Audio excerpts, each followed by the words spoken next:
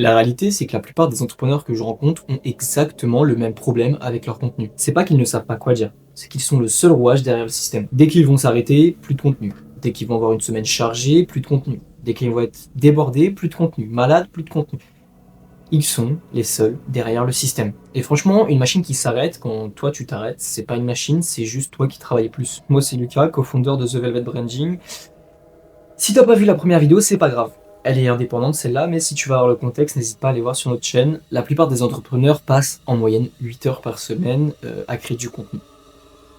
Le truc, c'est que si tu valorises ton temps, ces 8 heures de contenu-là, imaginons que tu gagnes entre 8 et 15 000 euros par mois, ça représente entre 4 873 euros et 9 100 et quelques euros par mois en termes de temps. Et ce temps-là, tu ne l'investis pas dans quelque chose qui peut concrètement te ramener du cash. Et c'est pas une opinion, c'est un calcul qui est factuel. Et comme ça n'apparaît pas sur ton relevé bancaire, tu n'y penses même pas. Tu as l'impression que c'est gratuit, alors qu'en fait c'est ta ressource la plus précieuse. Le temps d'un entrepreneur, c'est ce qui est le plus valorisé. Et tu vas me dire, ouais mais je veux garder le contrôle sur mon contenu, ça reste mon image, ça reste moi-même, le personal branding finalement. Tu as peut-être déjà essayé de déléguer. Tu as sûrement été déçu, tu t'es peut-être déjà fait scam. Un de nos prospects en appel de vente nous a dit, ouais j'ai perdu 20 000 euros dans un prestataire. Ça crée des frictions, ça crée des doutes, ça crée des croyances limitantes en plus qu'il n'y avait pas au départ. Et c'est normal, si tu as payé un prestataire qui t'a livré un contenu générique, qui n'a pas converti ou qui n'a justement pas eu lieu du tout, c'est normal d'avoir peur et de ne pas vouloir déléguer pour garder le contrôle là-dessus. Mais la question, c'est pas forcément est-ce que j'ai besoin de déléguer ou est-ce que j'ai envie de déléguer, c'est plus est-ce que tu peux trouver quelqu'un qui a la même vision que toi et une vision business derrière tout ça. Parce que prendre juste un caméraman et un monteur, c'est bien, mais ça a des limites que tu peux voir très rapidement. Avoir un caméraman et avoir quelqu'un qui a une vision business derrière, c'est deux choses totalement différentes. Concrètement, pour structurer de façon optimale un schéma de création de contenu qui va te permettre de ne pas t'épuiser, premièrement, tu vas réserver 1 à 2 journées maximum dans le mois. Pendant ces heures, tu vas capter entre 15, 20, voire peut-être 30 vidéos longues. Pas des vidéos scriptées, des vidéos authentiques où tu parles de sujets, tu te fais des notes, uniquement des notes, ça suffit, pas forcément besoin de script. Tu énonces, tu discutes avec quelqu'un, tu vas voir un de tes potes, tu demandes qu'il te filme ou filmer votre conversation et tu vas traiter les sujets un par un, des objections récurrentes, des visions que tu as. Tu vas t'entraîner à maximiser la compétence de hook. Il faut que tu puisses créer des hooks à la demande selon les sujets sans forcément passer par une IA. Il faut que tu prennes le sujet, tu prennes l'idée de ta vidéo, ok, ça crée un hook, tu crées une phrase percutante qui va accrocher ton avatar client. Concrètement, comment ça se passe quand on est avec un client?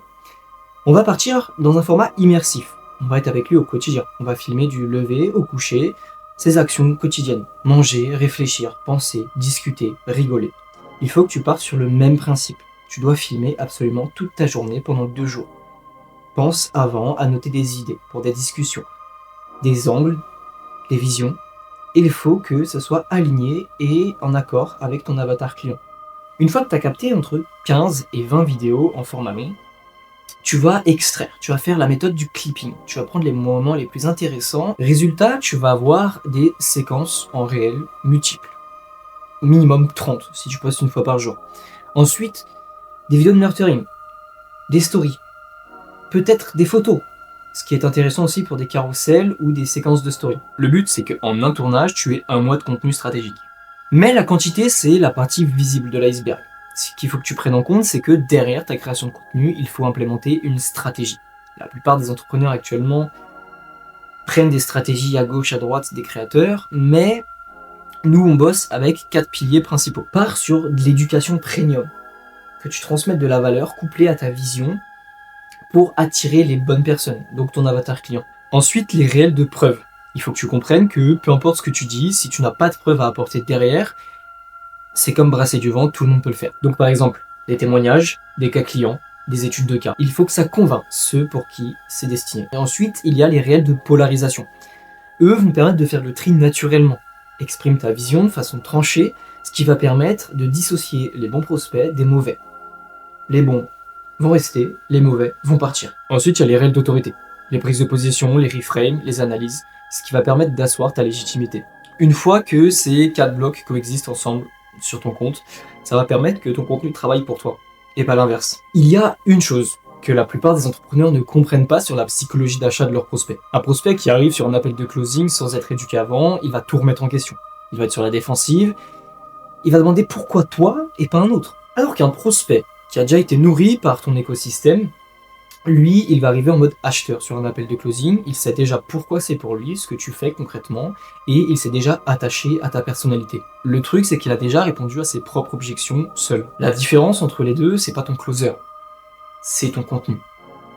Il a éduqué ton prospect, il a fait le boulot qu'il devait faire, donc l'appel de closing se passe correctement, il est plus court, et te permet d'aller chercher plus de résultats en closing, simplement. Si on reprend l'exemple de notre client dans la première vidéo, celui qui était à 10 000 € par mois de façon instable, en mettant tout ça en place, ça lui a permis de gagner du temps sur ses appels de closing et sur le taux de closing qu'il avait. Le résultat, c'est que ses prospects, ils arrivaient déjà qualifiés. Le closer, même un closer moyen, avait un taux de closing plus élevé qu'avec des prospects non qualifiés qui demandaient à chaque fois pourquoi ils étaient là et qui étaient sur la défensive lors des appels de closing.